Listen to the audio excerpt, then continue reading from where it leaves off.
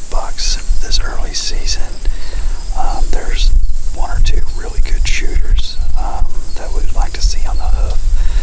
One of the reasons why there are so many shooters is because we've done a good job of letting those deer walk.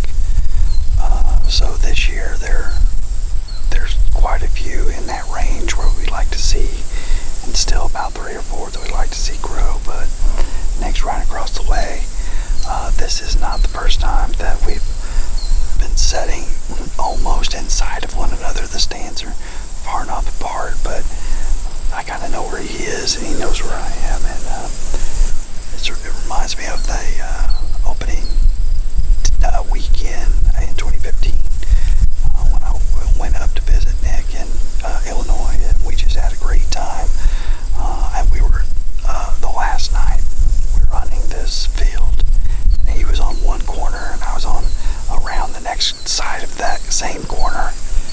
And we got a double, and a doe came out in front of him, and there was 2 does. I couldn't see him, but at that point he took the shot, and that doe came.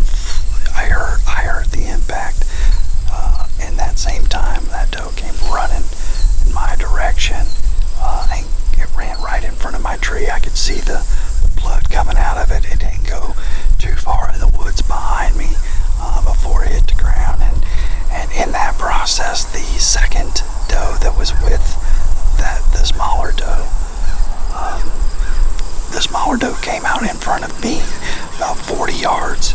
It happened really fast in that same time, and I was able to put that down. Only went about 20 yards. So every time we get in a situation like this, we always think back to that hunt. It was a great evening. We have a storm front moving in tonight, so we are anticipating some deer movement this evening.